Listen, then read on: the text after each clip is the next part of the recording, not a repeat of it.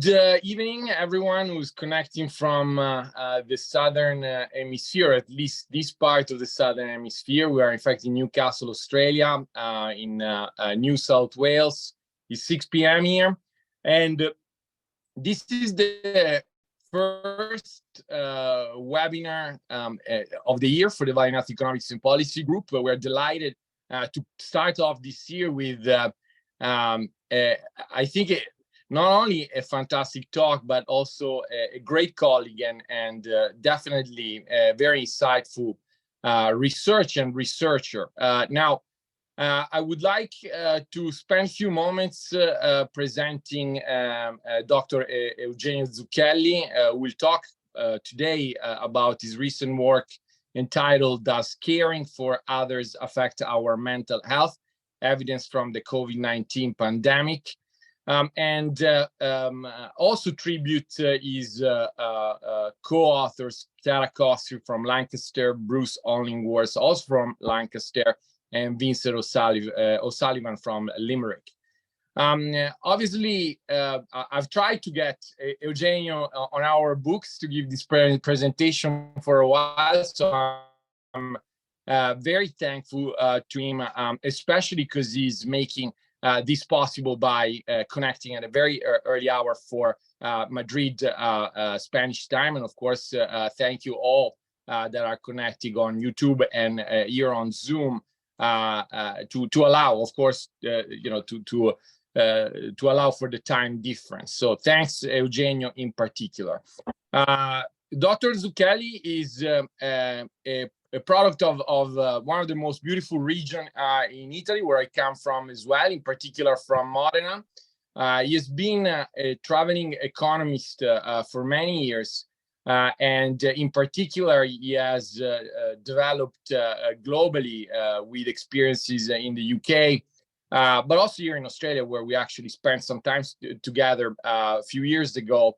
And is really an applied microeconomist that has a variety of research interests in the field of health economics and also the economics of human capital, including labor and education. Currently, he's a senior researcher, Tomás Valiente Fellow. Apologies for the pronunciation, probably it's Tomás Valiente Fellow at the Madrid Institute for Advanced Study, MIAS, and at the Department of Economic Analysis, Universidad Autónoma de Madrid, UAM, in Spain.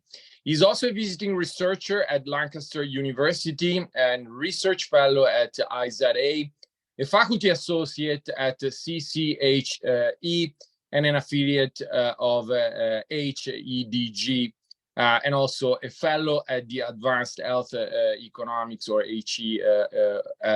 No, actually, it's formerly the UK. Yeah, the UK Higher Education Academy. Yeah.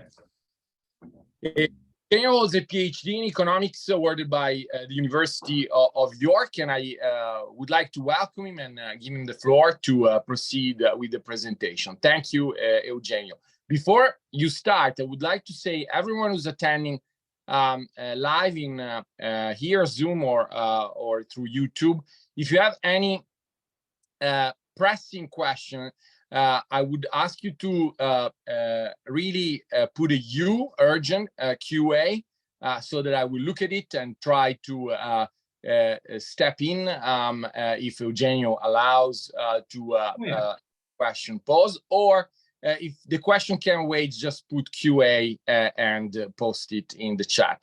I'll try to manage the best I can. Thank you, Eugenio. Well, thanks a lot, Francesco, for the very nice introduction. So I'm thrilled to have the opportunity to present this paper today. A couple of acknowledgements before starting. So first of all, this is really the product of Chiara Costi. The main author of this paper is Chiara Costi, who's a PhD student at Lancaster University. So kudos to her, first of all, and to my other co-authors, Bruce and Vincent. We're based at Lancaster and Limerick, as Francesco just mentioned. The second acknowledgement I should probably do is the following. So it's 8 o'clock in the morning in Madrid, and my kids are just outside this door here on my left-hand side. So if you hear something or if you are interrupted, I sincerely apologize, but things may happen, okay? Also, I'm very happy to have questions as I present. So just do let Francesco know, and then I'm very happy to answer any questions. And now, without further ado, so the paper. So the paper is called "Does Caring for Others Affect Our Mental Health? Evidence from the COVID-19 Pandemic," but it's really about the mental health effects of the COVID-19 pandemic on informal carers, okay? So just to give you an overview of the paper and to set the expectations of this presentation and the paper itself. So the starting point of the paper is that there is increasing evidence that the COVID-19 pandemic and the related lockdowns and social restrictions that we all had to go through in the last couple of years are having a profound effect on mental health. There is, of course, a fast-growing literature on this, which has mainly focused up until now either on the general population or it has focused on specific subgroups of the population. I'll come back to this. But less is known at the moment about the effects of COVID-19 on the psychological well-being and the mental health of informal carers. And this is especially true for those who actually started providing care during the pandemic. I will make, in fact, a distinction between existing carers and new carers as well, because we believe this is important. And this is actually reflected in the results we obtain. In terms of the methods and the data, just to anticipate a little bit what we do. So as I mentioned here, we explore the potential effects of the COVID-19 pandemic on the mental health of informal carers. To do so, we employ data from the UK Causal longitudinal study, also known as Understanding Society, between 2016 and March 2021. So we use a few years before the pandemic and a full year of the pandemic as well. I'll be very specific about the different waves that we use from Understanding Society. And again, just to anticipate our main identification approach, essentially our empirical approach relies on a series of diff-and-diff models, including also one of the latest developments in the diff-and-diff literature, the so-called multiple time period diff-and-diff model by Calloway and Santana. And we use this multiple period diff-and-diff because this allows investigating the so-called heterogeneous effects of the pandemic, in this case, by different groups of caregivers at different times during the pandemic. We also employ matching to pre-process the data, so not as a method of to identify our effect, but to pre-process the data and make our control and treated group as similar as possible. And this is done to ease potential concerns around selection into caregiving, which, according to the literature, might be an issue in this case. In terms of the key results, so clearly mental health appears to have fluctuated according to social restrictions. If we look at the data and the estimates that we produce here, existing carers, so those who are experienced informal carers, appear to have coped relatively well during COVID-19, according to our own analysis. Yet new carers, so those who started providing informal care during the pandemic, were actually and clearly more negatively affected, especially during the first couple of lockdowns. We have identified some changes in our main outcome of interest here, which is the JSQ-12, and we have identified increases, statistically significant increases in JSQ, i.e. Increases in mental health distress and psychological distress in April 2020, November 2020, and January 2021.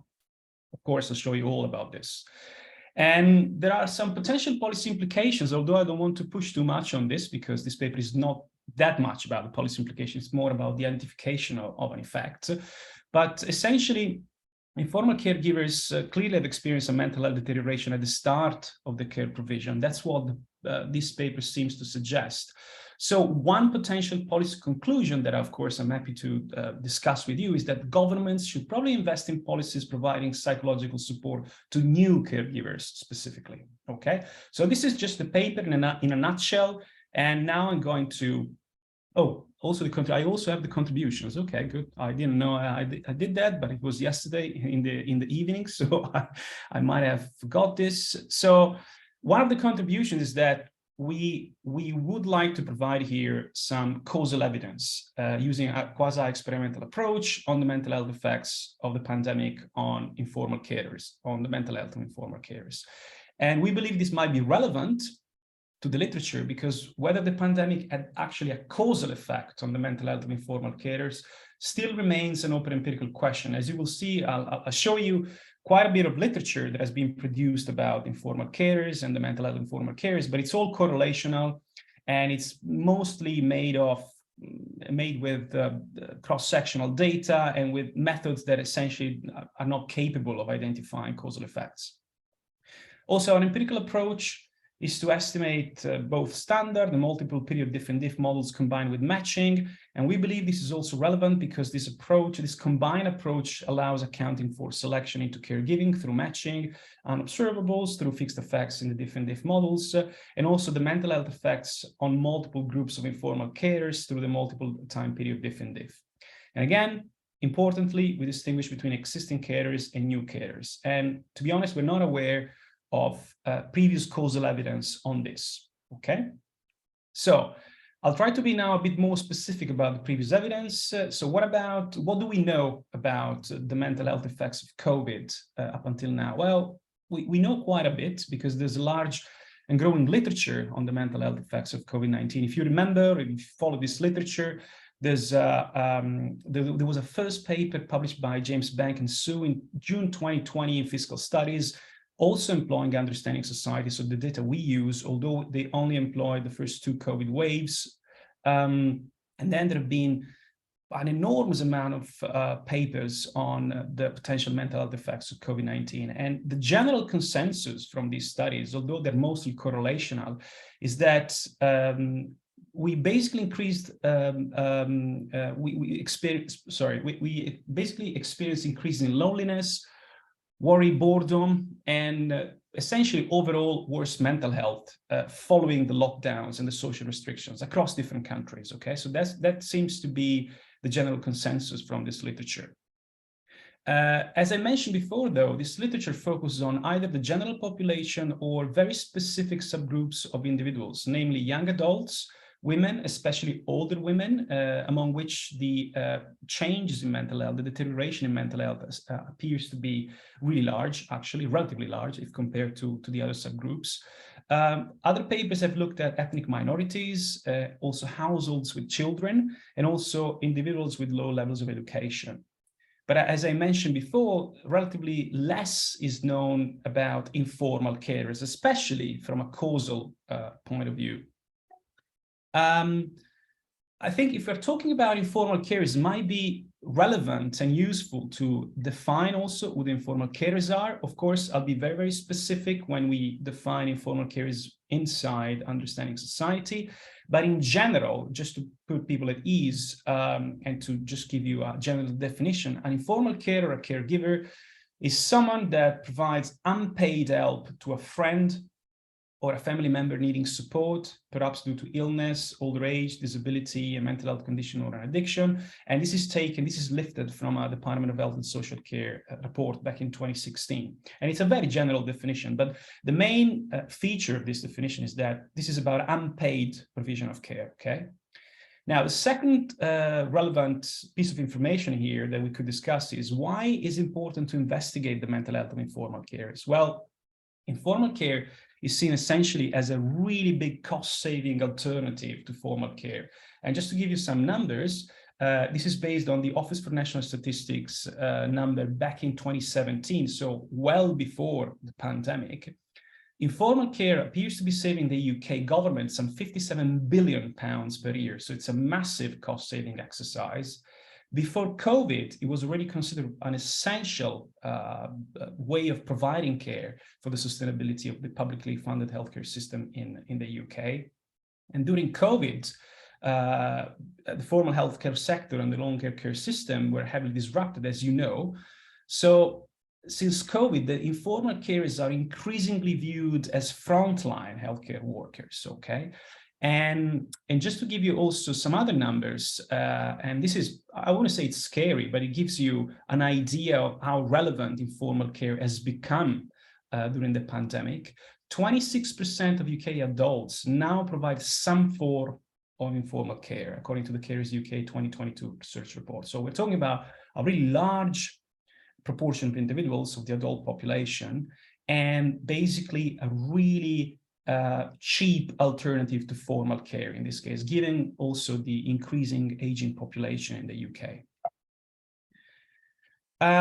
What do we know about the mental health of informal carers in general, just even before going into their mental health during COVID? Well, we know that providing informal care appears to be associated with the deterioration of carers' physical and mental health outcomes. There's quite a lot of literature about that. It goes back some 20 years as well.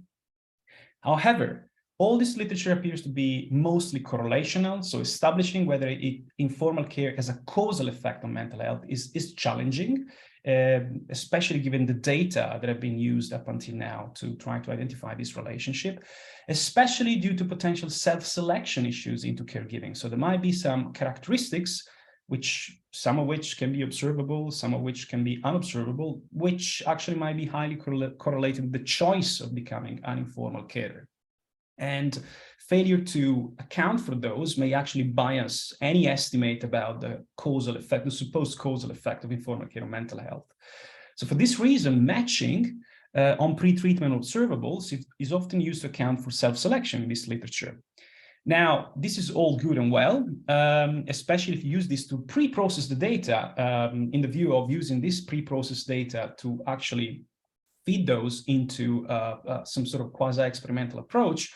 But if you use actually matching as a method to identify the effects of informal care on the mental health, things may be a bit more shaky, because matching, as you know, does not account for unobservables, and it's based on some strong assumptions, such as the conditional and independent assumption. And most of these studies, alas, on the mental health effects of informal care, even before COVID, appear to rely still on matching. So they're problematic from an identification point of view. Now, what happened to informal carers during COVID? So there are a number of studies about that. I would say there are probably about a dozen studies. Previous studies mainly focus on relatively small convenience samples using information from ad hoc interviews, and so they may have limited external validity. Other studies appear to be based on cross-sectional data collected during the pandemic. So they don't use actually pre-pandemic information, so they lack a natural control group in their analysis, and this is also problematic.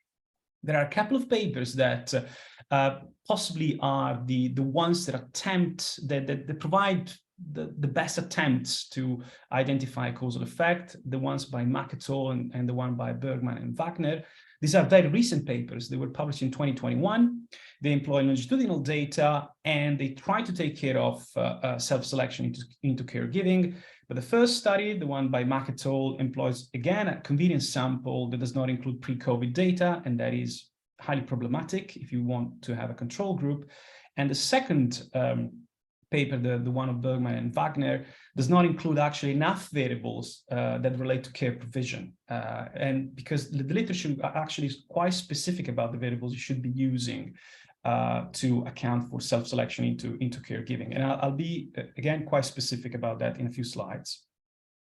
So this is why there's room for us to try to identify causal effect of the mental health and informal care during the pandemic. We believe, this was enough for us to try to provide our contribution.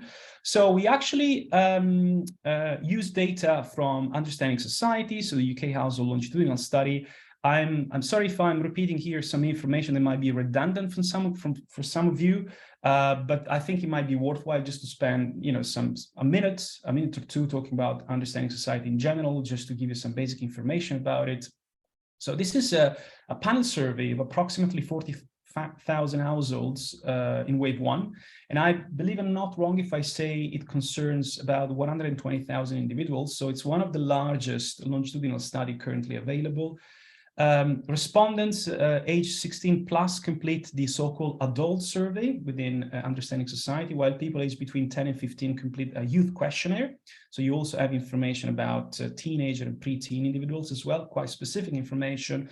The main survey sample consists of a general population sample plus 3 other components, an ethnic minority boost sample, the former British Household Panel Survey sample, the BHPS, and the immigrant ethnic minority boost sample. Now, it's interesting to note here, if you don't know, of course, that Understanding Society is the continuation and extension of the previous major longitudinal study for the UK, which was indeed the British Household Panel Survey, and the sample from the BHPS is still included in Understanding Society. So it's interesting to know that you can go back up until 1991 if you use that sample within Understanding Society. You can link that with the sample of Understanding Society itself. So you can actually have an analysis spanning from 1991 to 2021, which is quite interesting. There are currently 11 waves available. So Understanding Society started being collected back in 2009, and the latest wave was released in 2021. And each wave is released every 2 years, okay? And the field work of each wave takes more or less 2 years. Interestingly, there are some COVID surveys available as part of Understanding Society, and that's one of the main reasons why we used this data set. So if I'm not wrong, there are about 9 COVID surveys at the moment from April 2020 to September 2021. So essentially, during this period, participants from the main sample were asked to complete a short web survey, or alternatively, they were asked to complete a telephone interview. And yes, so yeah, I had a bullet point about this. So there are 9 COVID surveys currently available from April 2020 and September 2021. So our sample, so we employ actually 3 regular main stage questionnaire waves collected before COVID-19. Wave 8, which includes data between 2016 and 2018. Wave 9, collected between 2017 and 2019. And wave 10, which was collected between 2018 and 2020. I'll get back to this in a second because we do drop some observations from this wave 10, and I'll explain you why in a sec. On the top of these 3 main stage waves before COVID, we use 8 COVID surveys, COVID 1 to 8, from April 2020 to March 2021, covering approximately 1 year, 12 months of the COVID-19 pandemic, okay? This leads us to a final sample of about 4,700 respondents interviewed for the whole 11 waves, so the 8 COVID waves plus the 3 main stage waves. But we also exclude some individuals, hopefully for good reasons. So we exclude those interviewed in the main stage wave 10 questionnaire during or after March 2020, because we don't want these interviews to be affected by COVID. For this, we use actually the April 2020 first COVID wave. We also drop those who did not actually answer to the relevant mental health and informal care questions, of course, because otherwise we don't know who these guys are, and we don't know whether they provide informal care or not, or whether their mental health, what their mental health is really. We also drop those who were already informal caregivers in wave 8, so in the first main stage wave pre-COVID, and we do this due to matching. Since we use matching to pre-process the data and make the observables in the treated and the control group as similar as possible before estimating the diff and diff, we need to use pre-treatment data. And since treatment is defined as being an informal carer during the pandemic, i.e. being an informal carer is part of the definition of our treatment, we cannot use actually post-treatment data for the matching. So we need to use wave 8 observations to do the matching, okay? And that's why we don't actually use those that say that they're informal care since wave 8.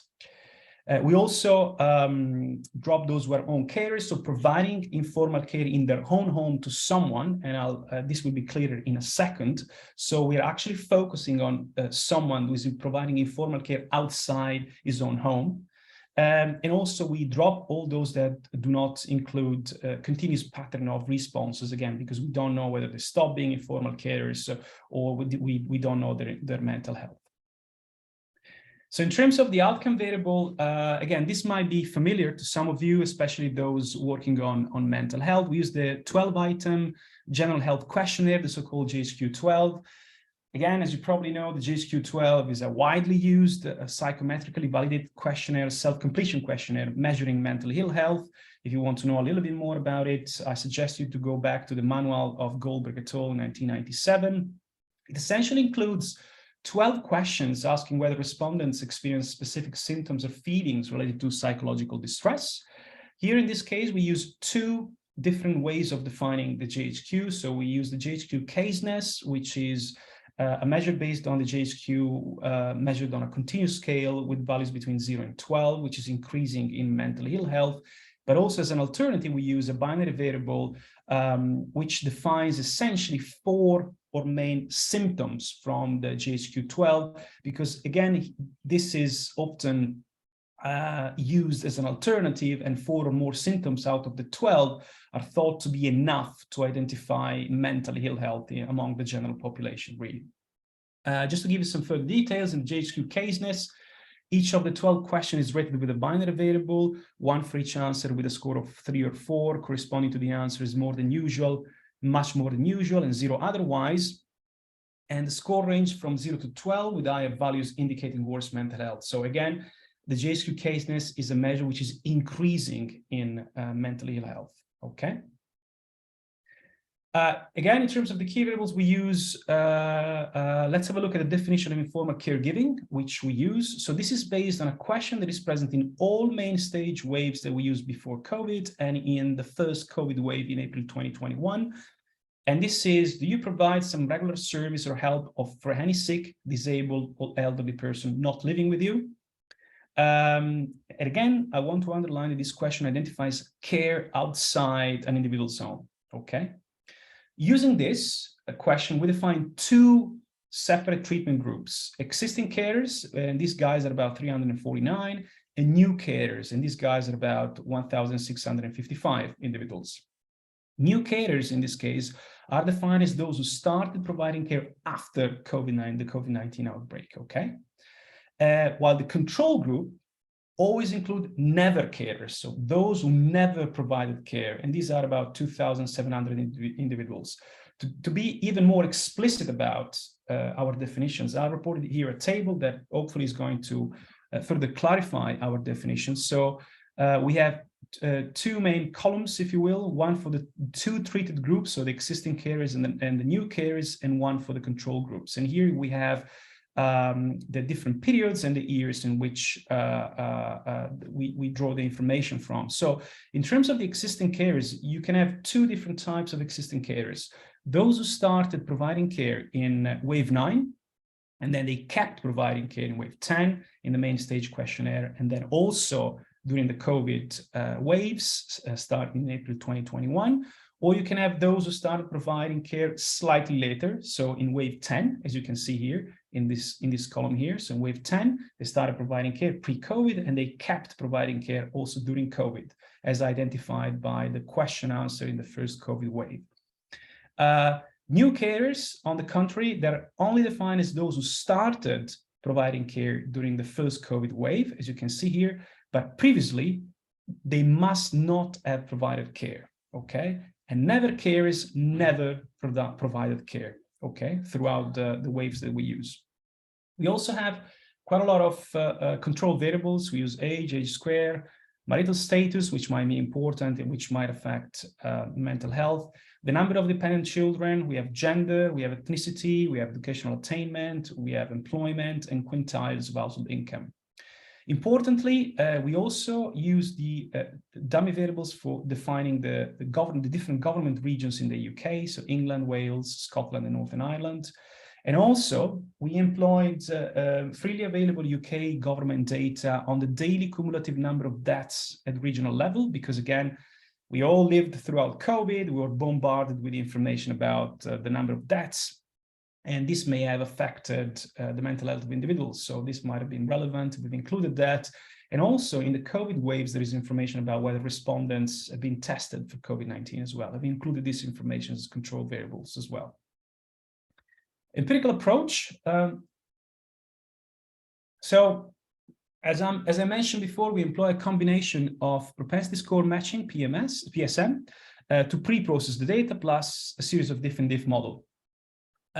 We use PSM to pre-process the data and account for observed characteristics that are potentially driving selection into caregiving. So that's why we use propensity score matching to pre-process the data. And PSM plus fixed effect diff models should produce more comparable treatment and control groups, while also accounting for individual level unobservables through the fixed effect of the diff models. And the PSM should make the groups of informal carers and never carers, so our control group, balanced on observed variables relative to the decision to provide care. That's the logic of using PSM combined with diff. So we follow the literature here. We're quite specific and match on pre-treatment variables related to 3 domains: the need to, the willingness to, and the ability to provide care, according to Schmitz and Westphal 2017. And we also match on baseline pre-treatment mental health, because we want individuals to be absolutely identical from the observed point of view, the observed variables point of view, to each other, okay, in the treatment and control group. Again, this might be redundant because I'm sure that you all know, guys, two-way fixed effect model, but just to be explicit about what we estimate. So we first estimate a standard two-way fixed effect model, which is the main estimator for a diff.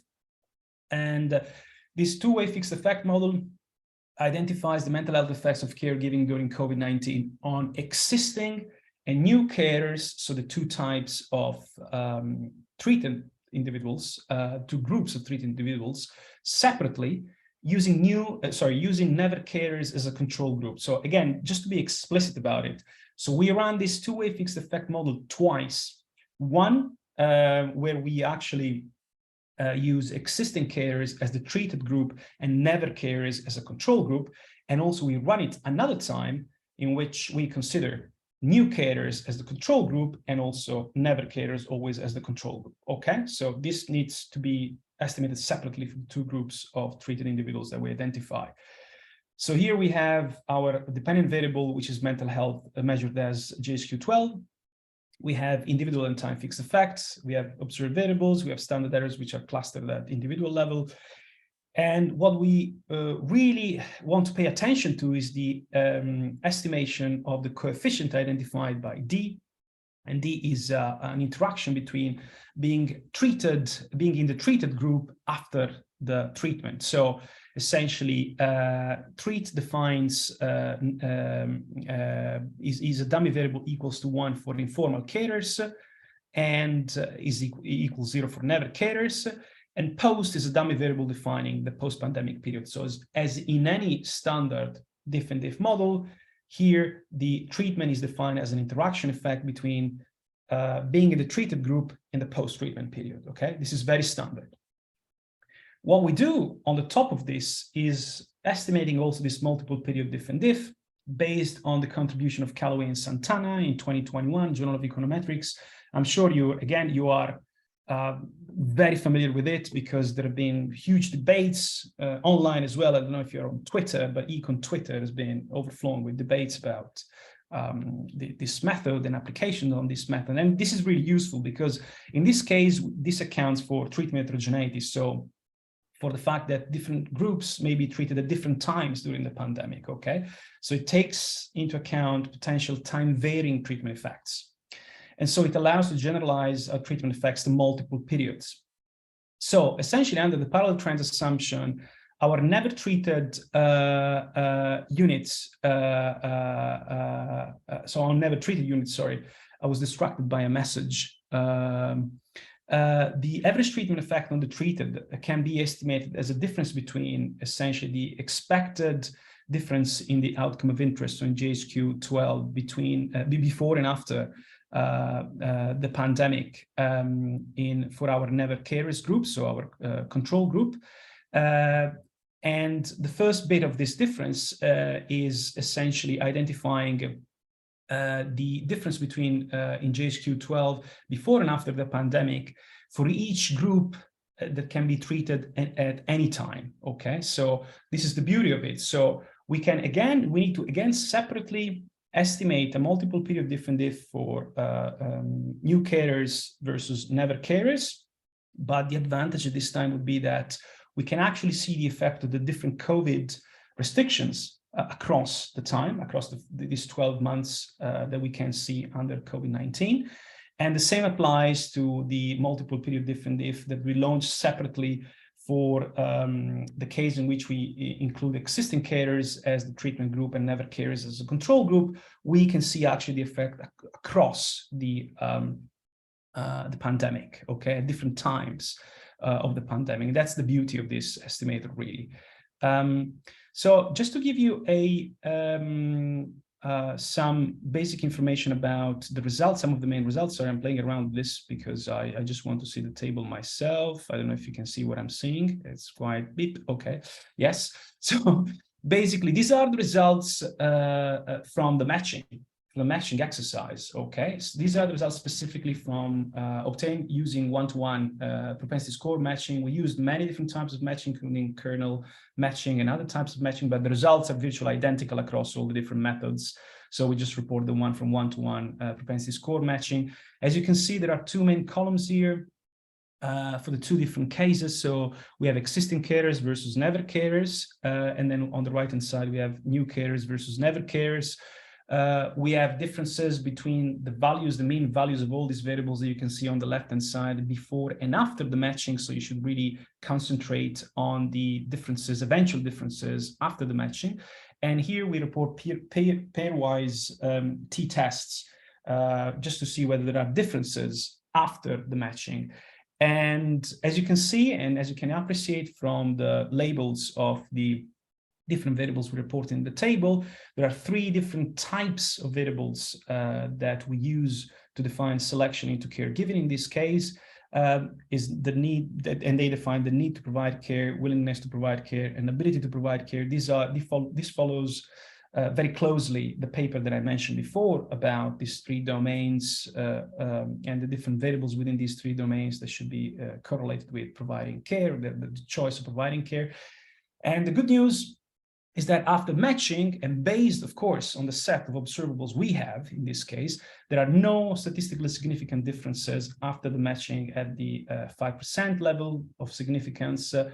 Now, I should probably say again, I'm sure you're familiar with it, I'm sure you know all about matching, but matching does not account for unobservables in this case. So all we can do here is to balance the characteristics of individuals to make them essentially identical or as similar as possible between people in treated groups and in the control group, according to the observables we have, okay? Later on, we also did some Oster tests because referees asked us to do some Oster tests after diff and diff, and I can also anticipate that results from the diff and diff model based on these observations and the weights produced from the matching are also robust to increasing levels of selection on observables according to the Oster test. But I'm happy to discuss about this later on. Okay. Yes. So before launching into the into commenting the main results, just another bit of information which might be useful. So I'm going to close this. So as you know, diff and diff models, all diff and diff models are largely based on one main assumption, which is the parallel trends assumption. So it's better to inspect this. So we did that for the two groups of treated individuals. So on the left-hand side, you have essentially weighted mean values of JHQ scores for never carers and existing carers across time periods. And on the right-hand side, you have the same for never carers and new carers. So the horizontal bar of this graph represents all different time periods. So we have three essentially pre-pandemic periods, and then we have the 8 COVID waves. The vertical axis defines mean values of the JHQ score, okay? And the different colors, of course, in the graphs represent different groups of carers. As you can see, the first thing you notice is that the mental health of individuals fluctuated clearly during lockdowns and decreased, i.e. the JHQ increase. You can see increases in JHQ. And again, I remind you, the JHQ measure is increasing in mental ill health. So when you see an increase, it means that something is going wrong with psychological well-being in this case. You can see that both groups have, spikes and increases of JHQ corresponding to the different lockdowns and restrictions. And a visual inspection of the pre-treatment trends, seem to suggest that we're parallel, so we are in a good place. However, because in the second graph, pre-treatment, the trends of never carers and new carers appear almost to intersect, we actually went a little bit further and we checked further the validity of this assumption. So we interacted the treatment variable with the pre-treatment periods in our different diff models. And if you do that and you find that coefficients are statistically significant, you are in trouble because something is happening maybe before the COVID-19 pandemic, but the coefficients are not statistically significant in this case, and this provides further support to the fact that the trends might be parallel in this case, after all. We also checked the confidence intervals of figures 2, because again, the trends appear almost to intersect, so they converge at some point, although, you need to keep in mind the actual scale of the JHQ-12 in this case. So these are minimal changes really. And if you look at the pre-treatment trends applying confidence intervals, as we did here in this graph, in the pre-trends, in the 2 points pre-trends, you can see that we can really reject the null hypothesis that the JHQ scores before COVID were actually identical. So statistically, this should be indistinguishable. And so I think we're fine, and referees appear to agree with that. Now, just because I'm conscious about the time, I'm going to make some comments about the main results. So these are the main results obtained using the initial standard 2-way fixed effect model. We have a table with 2 main sets of columns. On the left-hand side, you have the results, including as the main treated group existing carers, so experienced carers. And on the right-hand side, you have the results including new carers. So those who started providing informal care during the pandemic. Again, the main dependent variable, I remind you, is JHQ-12, caseness. So it's on a scale between 0 and 12. That's the way you should be reading these coefficients from a quantitative point of view as well. So they are on the JHQ caseness scale. The shaded rows correspond to social restrictions in the UK. And the columns from 1 to 3, they include an increasing amount of controls, essentially. So let's say the most comprehensive model for both existing carers and new carers is the one reported in column 3, really. Okay. Now, a couple of things about these results. So even if there's not much going on for existing carers on the left-hand side of the table, clearly they show worse mental health if compared to never carers, the control group. Although, the changes that they show, especially if you look at the coefficients identified during the lockdown, so in the shaded gray areas, you can see there are some positive coefficients. So take the care COVID one wave in April 2020, you see there's almost half a point on the JHQ scale. It's not statistically significant, which becomes 0.3 of a point on the JHQ scale. But these are positive changes, i.e. there are increases in mental ill health here, especially during the lockdown. There are something is going on here as well during the second series of lockdowns in the UK, although the changes here that we identify are only weakly significant in 10%. So we shouldn't really pay too much attention to them. But at the same time, because we can see changes and, there are these changes, and I can see on the chat a question. Is there a question? Francesco, would you like to ask me a question, perhaps? No, please. I was just sending a reminder to share questions. Sorry. Okay, that's fine. Okay, no, I just because something popped up here. Okay, so we, what I'm trying to say is that while we cannot identify here any strongly statistically significant change, doesn't necessarily mean there weren't some changes for these guys as well, because we may not have enough statistical power here, given the number of observations we have, and especially if you look at the standard errors of some of these coefficients, which are relatively high, to identify changes that might have happened. So we don't want to dismiss entirely that something might have happened also for existing carers. Definitely something more clear happened for new carers, so for those who started providing informal care during the pandemic. If you look at especially what happened during the first COVID wave, you can see there are highly statistically significant increases in GHQ of 0.3, 33, 37 points. And I'm going to comment on this more specifically in the conclusions, I'm going to try to discuss whether these changes are actually substantial from a quantitative point of view. And indeed, they are.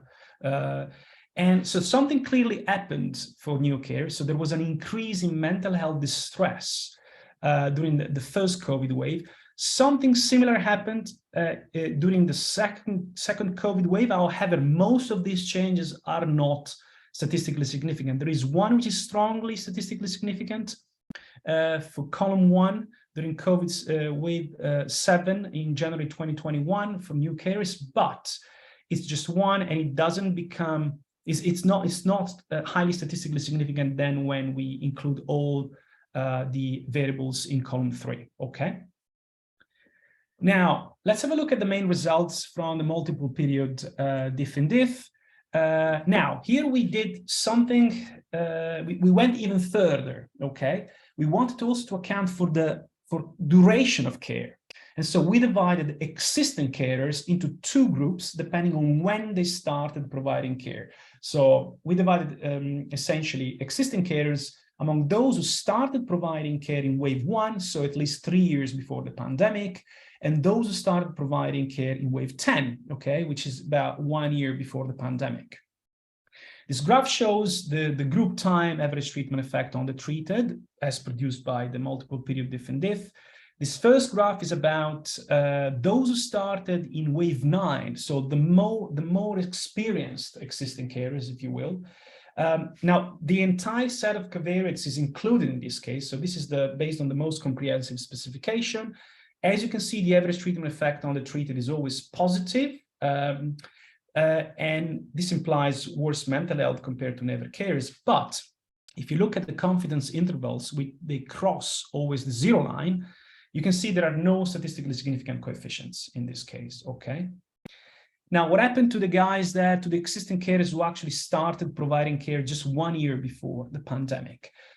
We may see something more in the sense there is one coefficient which is statistically significant, but at only a 10% level, and identifies a change on the GHQ scale of about 0.56. So a substantial change, but it's not statistically significant. And so this is consistent with the previous two-way fixed effect finding, because if I go back, you can see that there were some 10% statistical significant changes there, even in the most basic model. So this is quite consistent with that. Now, if we look at the results for the new carers using the multiple period diff and diff, you can see that new carers present significantly worse mental health during the first national lockdown. You can see there are around 3 statistically significant changes, again, corresponding to the ones we've seen during the two-way fixed effect model. These are changes or increases in mental health distress by 0.29 points on the GHQ scale during COVID wave 1 and 2, and 0.35 in the third COVID wave, but no further statistically significant result, okay? So these are the main results that I wanted to share with you today, guys, and I just want to draw some conclusions and open then the floor for a broader discussion. So just to remind you, wrap up what we have done here. So we explore whether the current COVID-19 pandemic had a causal effect on mental health among informal carers. We employ this diff and diff combined with matching, including multiple period diff and diff, to account again for self-selection into caregiving, timing and duration of caregiving. We believe this is one of the first papers looking at timing and duration of caregiving using a quasi-experimental approach in this context. And again, our main result is that while all types of carers appear to present some worse mental health if compared to never carers, new carers are definitely the most affected. And just before leaving you with some points for discussion, I'd like to just consider briefly whether the changes in the JHQ scale that we see are actually substantial or not. So a useful exercise might be to go back to the literature that identified big changes in JHQ scores following the so-called major life events such as unemployment or death of a partner. And if we look at this literature and the papers of Andrew Clark and others, some of which were estimated on the BHPS, you can see that, for example, 0.48 points increase, although it's only weakly significant, among existing carers during COVID wave 7, during the third UK lockdown identified by the two-way fixed effect model, is not actually that different from the changes in the JHQ identified in the literature when unemployment occurs, which is between 0.41 and 0.60, or death of a partner, which is actually one of the largest changes identified in the JHQ literature, which is 0.51 and 4.53. So this effect looks sizable, as also the effects identified by our models for new carers, those that are actually statistically significant, between 0.27 and 0.38. So yes, if you look at the changes of driven by major life events, our changes in JHQ, well, the changes identified by our models in our data appears to also be quite sizable. However, we may also need to keep in mind that the JHQ, this kind of measure, is only able to identify short-term or transitory changes in subjective well-being or mental health. So these changes may be reabsorbed or compensated relatively quickly. So we have to keep this in mind. Yes, these might be statistically significant and relatively substantial changes, but they might actually be short-term, okay? So this is something that we need to say, we need to be honest about that, and we need to remind readers or you, the audience, that this is just based on transitory changes, okay? In terms of potential policy implications, again, I don't want to push too much about this because, we did discuss in the paper at the very end some kind of speculative policy implications, but I think, the paper really is about identifying a causal effect of the COVID-19 pandemic on mental health among informal carers in the best way possible given the data. And especially when the social restrictions were imposed. And we did find that mental health was indeed affected by social restrictions. That's what it looks like.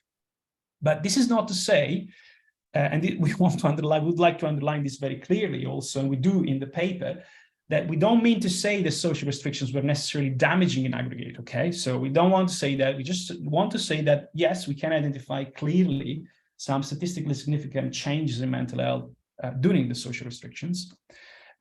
Also, our results suggest that caregivers had significantly worse mental health than non-carers during the pandemic in general, and possibly they reinforce the need to implement policies targeted specifically at new informal care. So if you have to provide some help, it looks like that, especially during these situations, it looks like you should really target new informal carers, okay?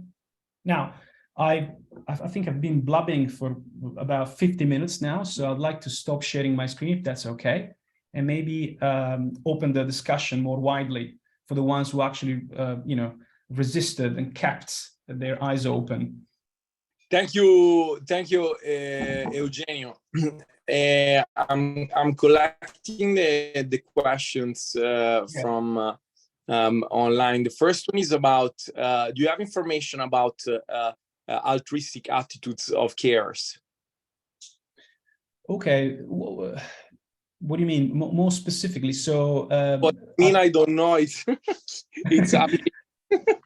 but if you want a reason with you, I don't know. So variables that they find some sort of altruistic preferences. Yes. So yeah, exactly. So something like attitudes towards helping others in general, and maybe if I have to think about it more specifically in relation to what you presented, it would be, for example, if you are in the category of people that need to care for others, they might not really want to care for others. I mean, if you want to create a clear dichotomy. So you might clean, maybe, I'm guessing, clean your effects if you had some more information on that. But maybe you have, maybe you haven't. No, I think it's a very fair question and potentially very useful, because this is really about the preferences of individuals providing care. So it's very relevant.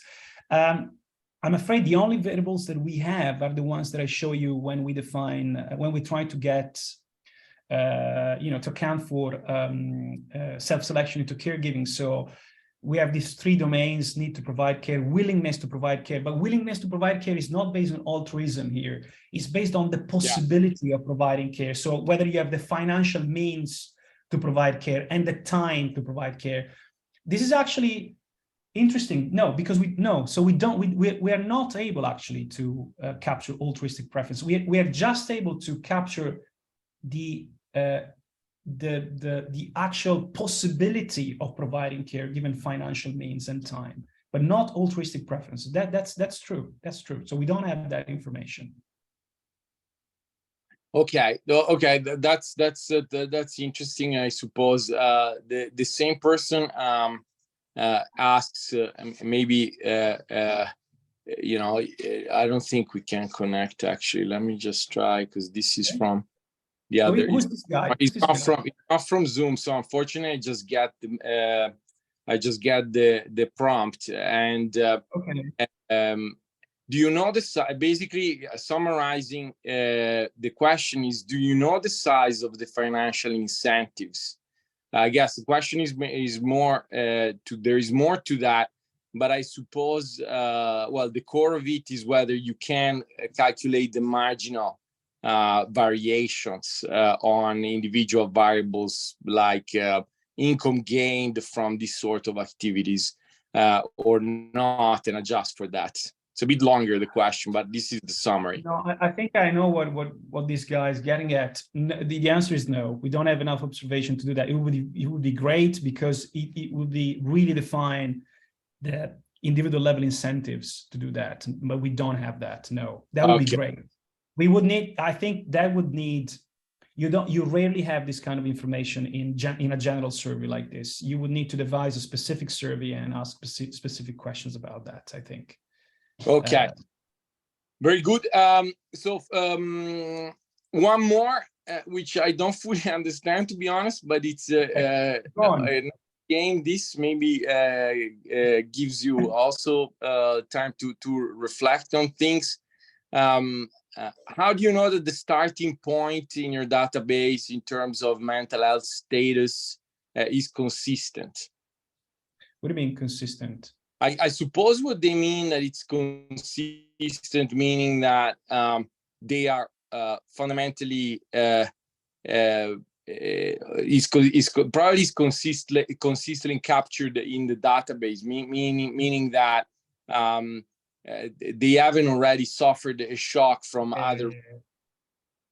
Yeah, so it's a good point. So we basically So keep in mind two things. One, we start measuring mental health in about 2016. So well before the pandemic, because we wanted to steer away from big changes, being contextual changes. But of course, as you know, we are starting considering mental health of individuals which are collected through a panel at some point in time. So yes, this comment is entirely correct in the sense that mental health at that stage is already the product of something, of experiences, life experiences, something that all these individuals have experienced before. So we don't know what happened to these guys. So we could go back eventually and trace back whether, I don't know, these guys have just suffered from some big changes in their life and account for that when we start measuring their baseline mental health. But one of the reasons why we do matching, so we match treated and controlled individuals before the treatment in wave 8, is precisely to make their baseline mental health level absolutely the same. So we pre-process the data for treated and control groups using also mental health, baseline mental health in wave 8. So we essentially start using a weighted group of individuals, so weighted using the weights produced by matching, okay, that essentially impose that mental health is the same between individuals in the treated and control group. So we don't really, in a sense, this allows us not to care too much about what happened before, because we are imposing in our model that the guys that we use in the treated and control group, they start from the same level of mental health. You know, that's precisely why we use matching. Because if we don't do that, yes, you may incur in the, I wouldn't say in the mistake, but in the issue that you can have very different starting points, you know, in your treated and control groups, and you don't want that. But I think the question still is interesting, because we could trace back and see, you know, broadly what happened to these guys even before doing the matching, and to see whether, you know, the potential differences between before matching are actually driven by experiences of these people before our window of observation that we use specifically here. We can do that. Yeah, interesting questions. I think maybe one last, which I find sort of intriguing. If caring is harmful, why would government care supporting carers? Okay, that's a very I guess it's always nice to have a nice I don't know, it's yeah, it's an interesting way of looking at things, but I would like your view, and maybe I say my piece. Answer that too. Well, look, you know, I would have a cynical view about this, unfortunately. But so this is a very, very interesting, very witty question, I would say. So, you know, I approach this from my kind of standard microeconometrician point of view. So what I wanted to do here is to identify precisely an effect on a question that I think it's relevant nowadays, and to quantify this effect. Now, what does this mean in terms of policy making? Would the government, reading these numbers, would the government have any incentive to do anything about it, especially knowing that, as you say, that there's a cost, there's a mental health cost in providing care to people? My answer is no, probably no. So this is actually, paradoxically, this information would actually convince them about doing absolutely nothing about this, in a sense. Well, I think, look, I mean, sorry to interrupt, but I think I would have answered. I mean, my position would be, I will tell it would be different, but yours is actually probably more. I mean, it certainly raises more fundamental questions than I guess, because the fundamental question you raise is that, well, we probably need to really understand what really works in mental health and focus on that, because obviously in COVID there has been an expansion in spending that might be proven, and we don't know yet, irrational or excessive or maybe not well targeted. We just don't know, but probably raises at least a reflection on that. So both the question and your answer I find very important. Well, the other is that probably, yeah, if you think in a more welfare analysis point of view, you know, you would have to look at the aggregate dead weight loss from mental health, right? So if the carer still contributes to improve someone mental health, and that is leading to a reduction of you know, his mental health, but in aggregate you're on top, then it's worthwhile doing. So a very good question. Actually, I thought it was a little bit less interesting, but with your answer, I think it's actually a very nice policy twist. So very important paper, very great paper. In fact, I liked it a lot. Thank you personally. And I'm receiving thanks left, right, and center, saying thanks for the opportunity and presentation. So thank you for making our series interesting and successful again. I can't really keep you more here. We have a few more questions. I'll endeavor to collect them so that you can proceed with your research and other papers on this important topic. So thanks everyone for joining us, and thanks Eugenio for giving your time, of course, for free, and sharing your findings with us down under, and whomever he's connected from other places as well. But the time was crucial for us to be able to witness this. So thank you so much, and until next time. Okay, thanks a lot, guys. It was fantastic, and see you soon. Bye. Bye-bye. See you soon. Thank you. Bye-bye.